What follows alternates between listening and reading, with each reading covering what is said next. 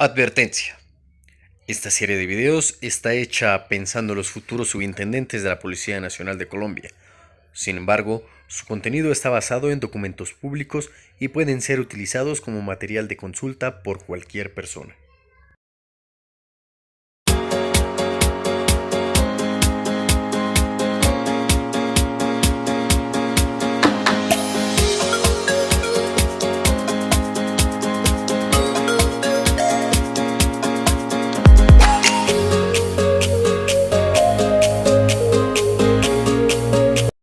Señores y señoritas subintendentes de la Policía Nacional, bienvenidos a este último video de los temas constitucionales correspondientes al primer punto de el oficio 000997 DINAE FACEP.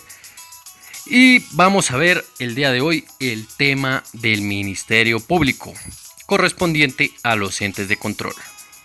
Empecemos.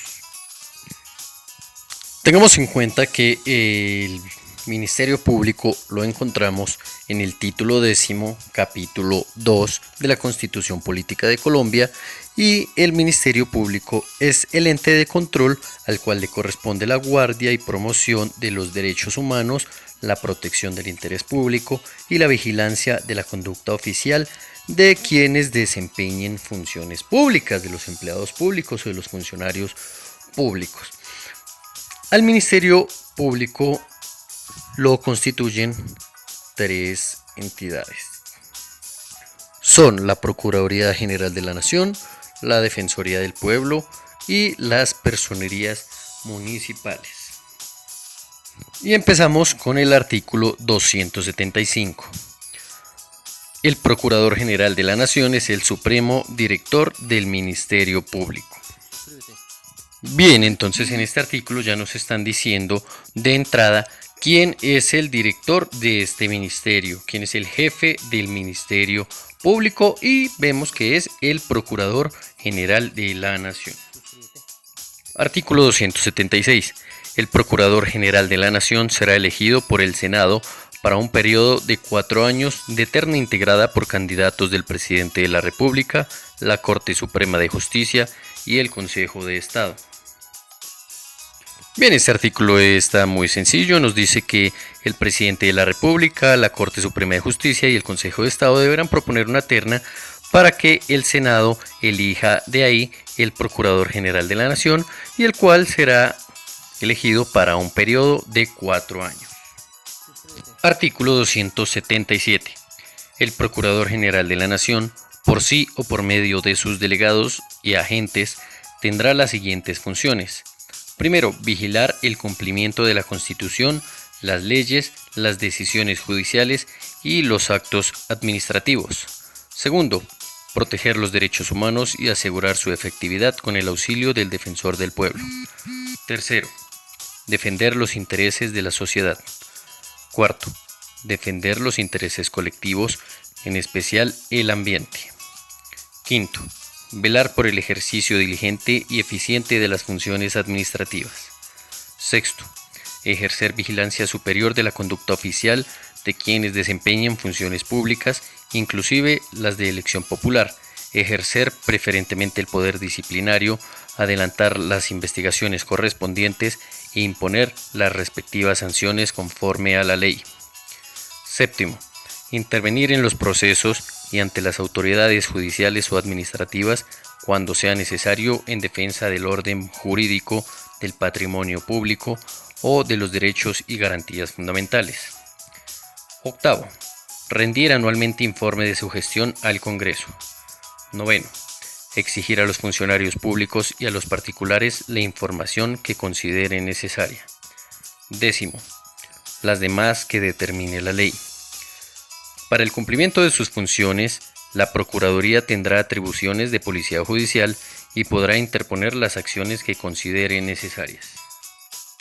Bien, pues este artículo nos habla de las funciones, 10 funciones del Procurador General de la Nación, y en el primer punto nos habla de vigilar el cumplimiento de la Constitución, las leyes y las decisiones. El segundo nos habla sobre proteger los derechos humanos y asegurar su efectividad con el auxilio del Defensor del Pueblo. Quiere decir que esta función ya viene más directamente o más ligada a la Defensoría del Pueblo. Tercero, defender los intereses de la sociedad, que también vendría mucho más ligada a la Defensoría del Pueblo. Cuarto, defender los intereses colectivos y en especial del ambiente. Recordemos que ese tema ya lo vimos en los derechos colectivos y del ambiente, que son los derechos de tercera generación. Quinto, velar por el ejercicio diligente y eficiente de las funciones administrativas. El sexto nos habla de ejercer vigilancia superior de la conducta oficial de quienes desempeñen funciones públicas, es decir, de los funcionarios públicos, de los empleados públicos, y nos hace la aclaración que inclusive los de elección popular. Y cuando nos habla de elección popular, podemos referenciar, por ejemplo, a los alcaldes, a los gobernadores o incluso al presidente de la República. Y también puede ejercer preferentemente el poder disciplinario, es decir, que si se está llevando por poner un ejemplo, una investigación en algún departamento de Colombia o en algún municipio y se está llevando por parte de alguna de estas o en alguna de las entidades públicas. Recordemos que todas las entidades públicas deben tener una oficina disciplinaria, pero el Ministerio Público o la Procuraduría puede ejercer el poder preferente diciendo que le entreguen ese caso para personarse directamente la Procuraduría General de la Nación.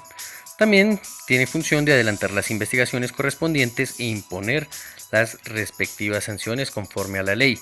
Y de acuerdo con lo que hablaba de las oficinas de disciplina que debe tener cada entidad pública, pues recordemos que también existe el Código Disciplinario Único, que es un código disciplinario general para todos los funcionarios públicos, pero en el caso de la policía tenemos la Ley 1015, que es la que tiene que ver con la disciplina en la policía específicamente hablando.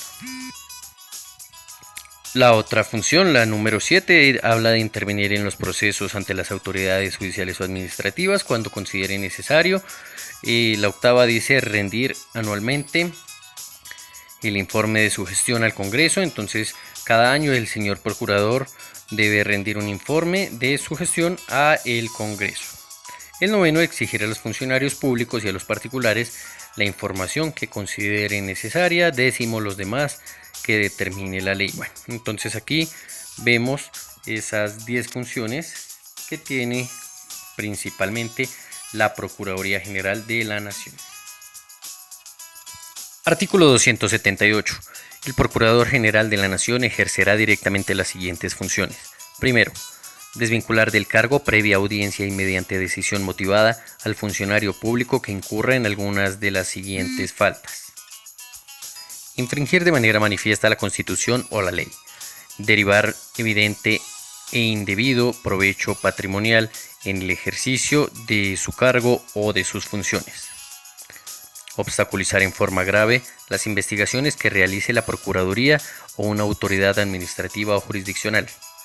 Obrar con manifiesta negligencia en la investigación y sanción de las faltas disciplinarias de los empleados de su dependencia o en la denuncia de los hechos punibles que tenga conocimiento en razón del ejercicio de su cargo. Segundo, emitir concepto en los procesos disciplinarios que se adelanten contra funcionarios sometidos a fuero especial. Tercero, presentar proyectos de ley sobre materias relativas a su competencia. Cuarto, exhortar al Congreso para que expida las leyes que aseguren la promoción, el ejercicio y la protección de los derechos humanos y exigir su cumplimiento a las autoridades competentes. Quinto, rendir concepto en los procesos de control de constitucionalidad. Sexto, renombrar y remover de conformidad con la ley los funcionarios y empleados de su dependencia. Bueno, este artículo 278 nos habla específicamente de las funciones que debe ejercer el Procurador General de la Nación directamente, y entre esas encontramos desvincular del cargo previa audiencia y mediante decisión motivada al funcionario público que incurra en las siguientes faltas. Y en este primer ítem nos aparecen unas faltas que puede incurrir un funcionario público para ser desvinculado del cargo por parte del procurador. Y entre esas faltas está, por ejemplo, infringir de manera manifiesta la Constitución, obstaculizar en forma grave las investigaciones que realice la Procuraduría o una autoridad administrativa, obrar con manifiesta negligencia en la investigación y sanción de las faltas disciplinarias de los empleados de su dependencia. Bueno, tenemos aquí varias de esas faltas que pueden llevar a que el procurador directamente desvincule del cargo a esos funcionarios. También nos habla de que el procurador directamente deberá emitir los conceptos en los procesos disciplinarios que se adelanten contra los funcionarios que son sometidos a un fuero especial, que seguramente ya más adelante hablaremos de los fueros especiales. Presentar proyectos de ley sobre materias relativas a su competencia, eso también lo debe hacer directamente el procurador. Bueno, y tenemos aquí otros puntos que son materia directa del procurador, funciones directas del procurador. Artículo 279. La ley reglamentará lo relativo a la estructura y al funcionamiento de la Procuraduría General de la Nación, regulará lo atinente al ingreso y concurso de méritos, al retiro del servicio, a las inhabilidades, incompatibilidades, denominación, calidades, remuneración y al régimen disciplinario de todos los funcionarios y empleados de dicho organismo. Bien, entonces este artículo también es muy claro y nos dice que de acuerdo a la ley se determinará la estructura y el funcionamiento de la Procuraduría General y nos habla de estos puntos que deben ser muy claros en cuanto a la Procuraduría para llevar a cabo sus procesos o sus investigaciones disciplinarias. Artículo 280.